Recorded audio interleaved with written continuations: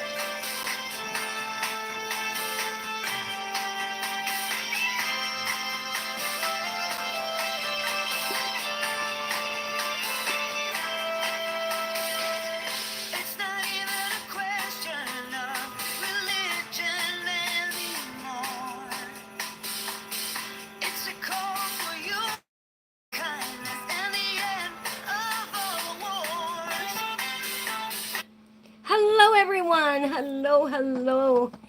It is a happy Wednesday evening. And Mary Jo says it's cold here. Yay, you have a little snow. We had some snow flurries last night. Just a little bit. We had that major snowstorm, which, got me so excited for this year.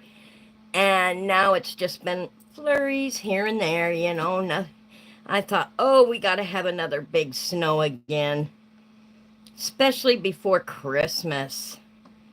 Yes, that would be awesome.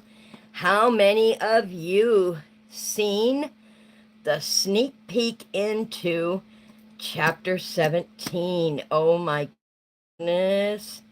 What is going to happen tonight?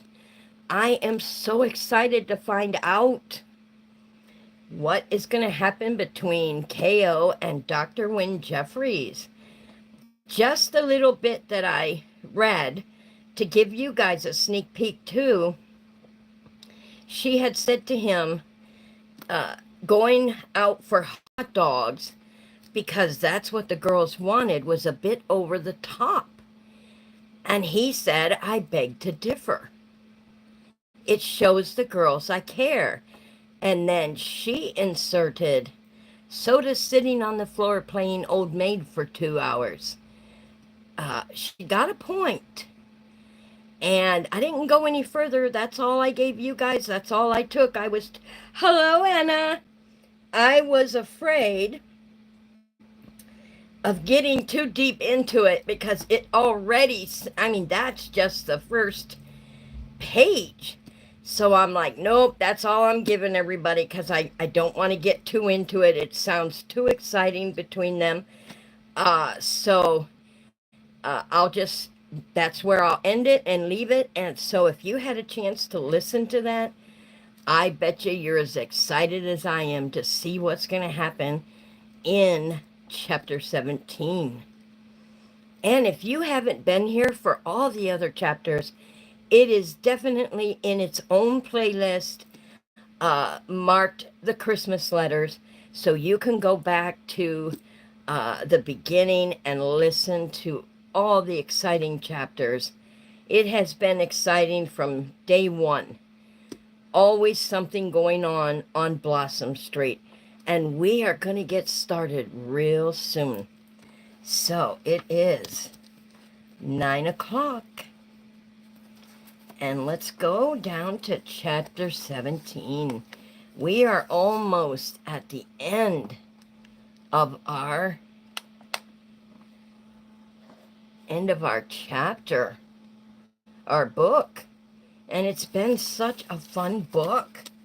And it just seems like it's flying by so fast. All right, let's get started into chapter 17. Thankfully, Wynne rescued poor Freddie, who was discovered shivering in a corner of the porch. The girls were relieved to have their hamster back, and neither mentioned the close call Freddie had encountered with certain death. After calming the twins, it took KO and Wynne an hour to clean up the living room. By then, they were both cranky and tired. Saturday morning, Zoe and Zara decided on wieners for breakfast. Knowing Win would approve, K.O. cooked the hot dogs he had purchased the night before. However, the unaccustomed meat didn't settle well in Zoe's tummy, and she threw up on her breakfast plate. Zara insisted that all she wanted was orange juice poured over dry cereal. So that was what she got. For the rest of the morning, Win remained pensive and remote. He helped her with the children, but didn't want to talk. In fact, he seemed more than eager to get back to Blossom Street. When Zelda and Zach showed up that afternoon, he couldn't quite hide his relief. The twins hugged K.O. goodbye, and Win too. While Win loaded the car, K.O. talked to Zelda about holiday plans. Zelda asked her to join the family for Christmas Eve dinner and church. But not Christmas Day, which they'd be spending with Zach's parents. K.O. didn't mind. She'd invite Levon to dinner at her place. Maybe she'd include Win and his father. Despite the disastrous conclusion of the last social event she hosted for this same group. Still, when she had the chance, she'd discuss it with Win. On the drive home, Win seemed especially quiet. "The girls are a handful, aren't they?" she asked, hoping to start a conversation. He nodded.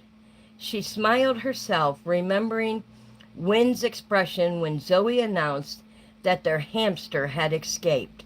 Despite his reproachful silence, she laughed. "I promise not to mention that rare African brown-tailed mouse again, but I have to tell Levon." "I never said it was rare." "Oh, sorry. I thought you had."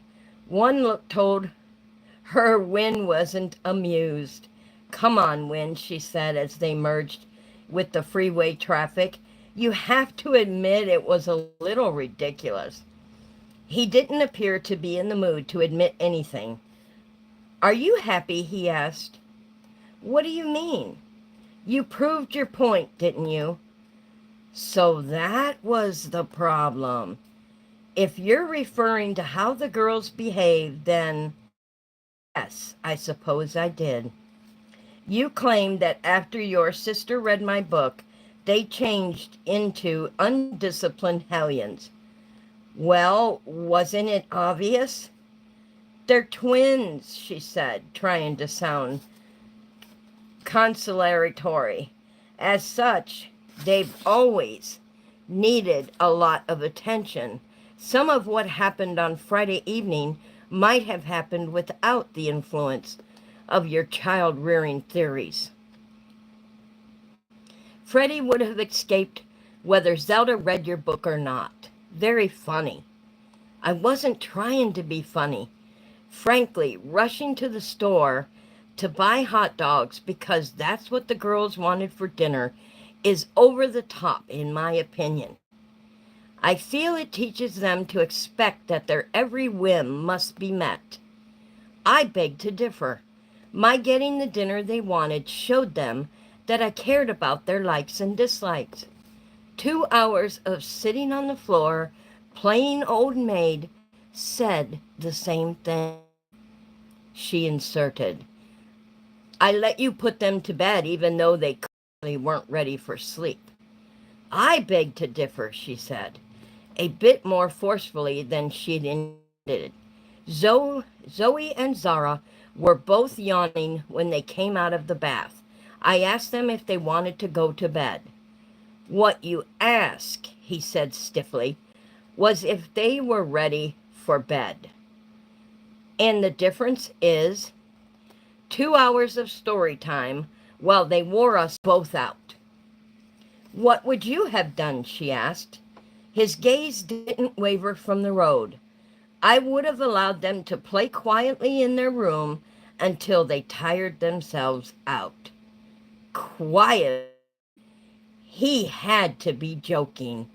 When seemed to have conveniently forgotten that during the short time they were on their own, Zoe and Zara had gotten into his overnight bag, thanks to their creative use of his personal things. The goldfish now had a bluish tint. The two Yorkies were nearly hairless. She could argue that because the girls considered themselves free, they didn't see anything wrong with opening his bag. The lack of boundaries created confusion and misunderstanding. Twins are not the norm, he challenged. They encourage ill behavior in each other. However, before Zelda read your book, they were reasonably well children. Is that a fact? He sounded as though he didn't believe her. Yes, she said swiftly. Zoe and Zara were happy and respectful and kind. Some would even go as far to say they were well adjusted. Now they constantly demand their own way. They're unreasonable, selfish.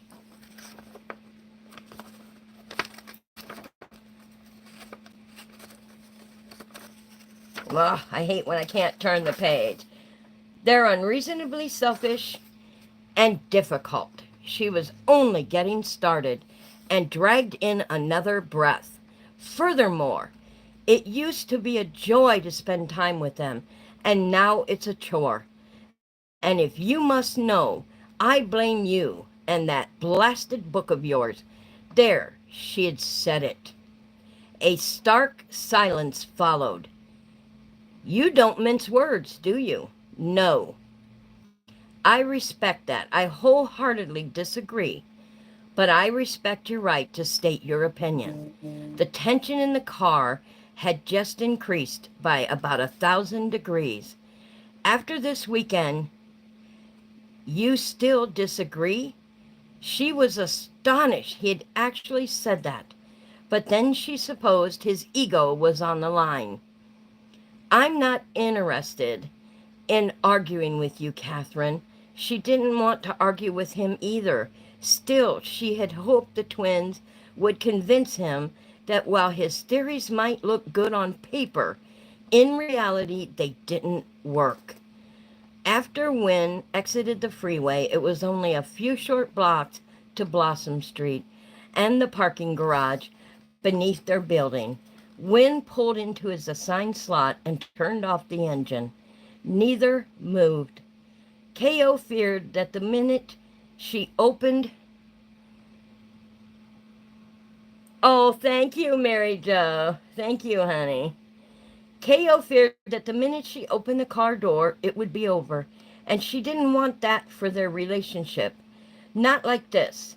Not now, with Christmas only 9 days away. She tried again. I know we don't see eye to eye on everything. No, we don't, he interrupted. In many cases, it doesn't matter. But when it comes to my work, my livelihood, it does. Not only do you not accept my theories, you think they're ludicrous. She opened her mouth to defend herself, then realized he was right. That was exactly what she thought. You've seen evidence that appears to contradict them and discount of research I've done in my field. The fact is you don't respect. Feeling wretched, she hung her head. I expect there to be areas in which we disagree, Catherine, but this is more than I can deal with.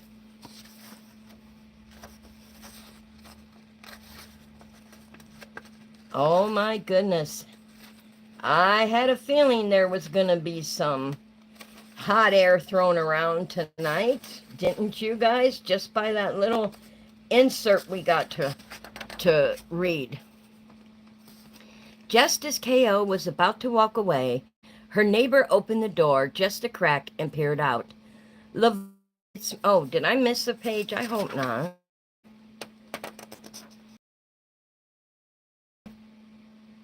Oh, I sure did. Here we go. Sorry, but I think it would be best if we didn't see each other again. If that was truly how he felt, then there was nothing left to say. I appreciate that you've been honest with me, he continued. I'm sorry, Catherine. I know we both would have liked this to work, but we have too many differences. She made an effort to smile. If she had thought arguing with him would do any good, she would have. But the hard set of his jaw told her no amount of reasoning would reach him now. Thank you for everything. Really, I mean that. You've made this Christmas the best.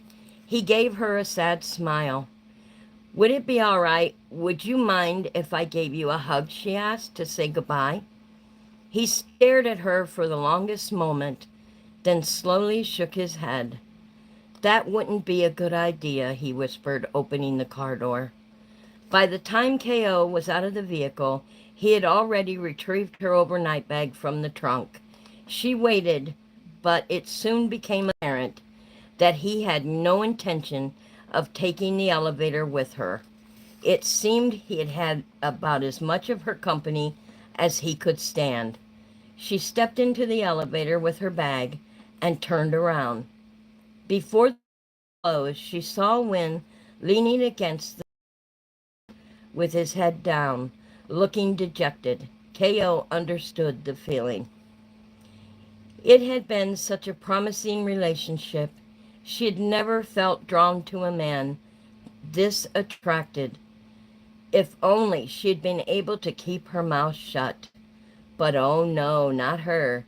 She wanted to prove her point, show him the error of his ways. She still believed he was wrong. Well, mostly wrong. But now she felt petty and mean. When the elevator stopped at the first floor, the door slid open and K.O. got out. The first thing she did was collect her mail and her newspapers. She eyed the elevator, wondering if she'd ever see Win again, other than the memory passing in the hall, which would be painfully unavoidable. After unpacking her overnight case and sorting through her mail, none of which interested her, across the hall, hoping to talk to Levon. Even after several long rings, Levon didn't answer her door. Perhaps she was doing errands.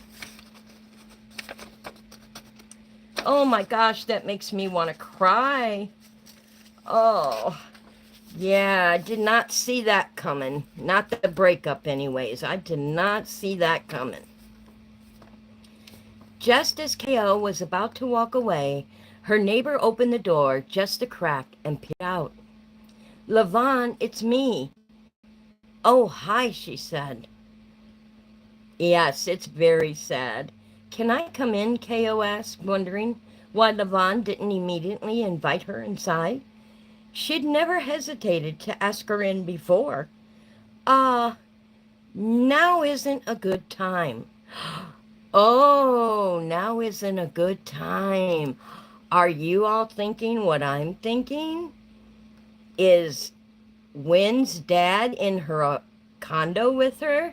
Oh, we shall see. Oh, that was puzzling. How about tomorrow, Levon suggested. Sure, K.O. nodded. Is Tom back, she asked. Tom? Your cat. Oh, that Tom, yes. He came home this morning. K.O. was pleased to hear that. She dredged up a smile. I'll talk to you tomorrow then. Yes, she agreed, tomorrow. K.O. started across the hall, then abruptly turned back. You might care to know that the Raisin Bran got it all wrong. I beg your pardon, Levon asked, narrowing her gaze.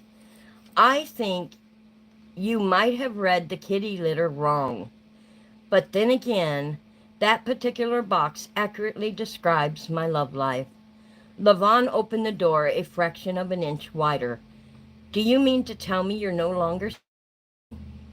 K.O. nodded. Apparently, we were both wrong in thinking Win was the man for me. He is, Levon said confidently. K.O. sighed. I wish he was. I genuinely like Win, but when I first discovered he of that loony book my sister read, realizing that she had just said KO began again. When I discovered he wrote the book she'd read, I had my doubts. It is a loony book, Levon said. I should never have told him how I felt. You were honest. Yes, but I was rude and hurtful, too. She shook her head. We disagree on just about every aspect of child rearing. He doesn't want to see me again, and I don't blame him. Levon stared at her for an intense moment. You're falling in love with him. No, I'm not, she said, hoping to make light of her feelings. But her neighbor was right. K.O. Wind dived under the Christmas tree to save her from the not-so-rare African brown-tailed mouse.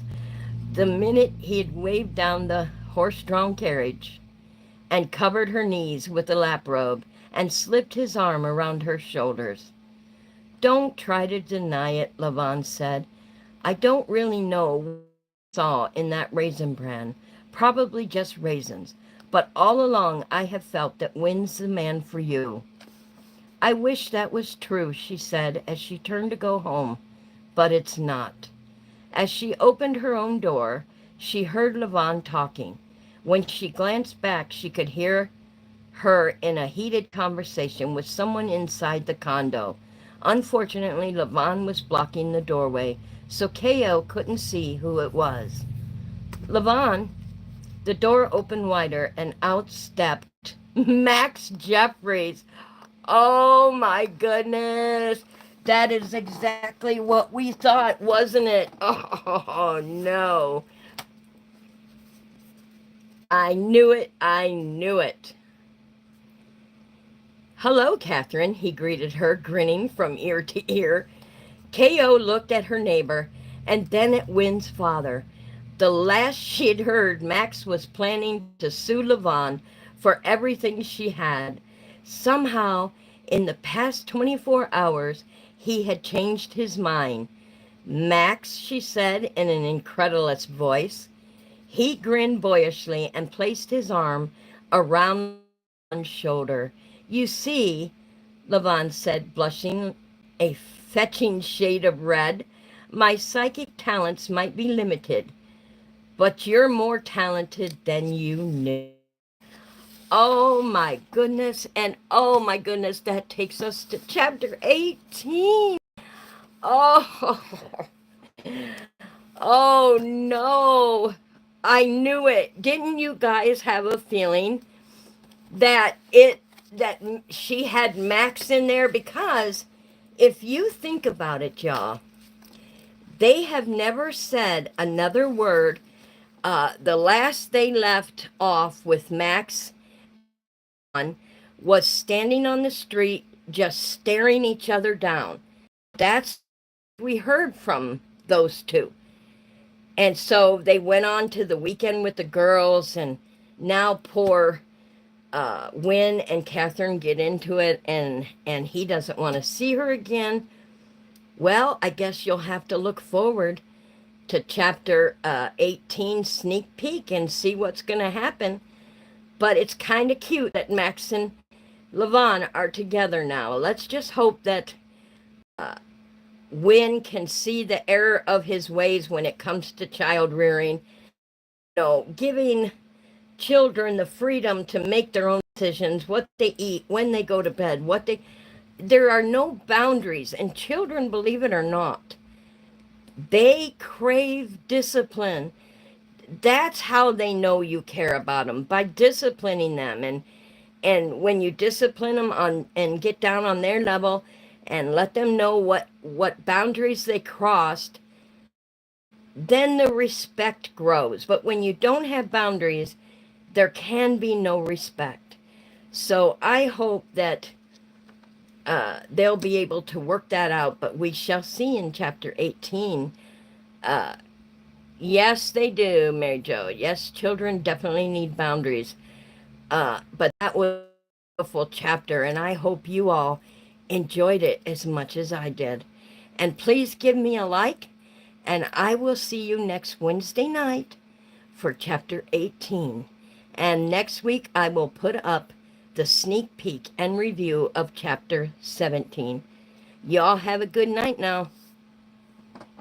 Thanks for coming in and enjoying the Christmas letters.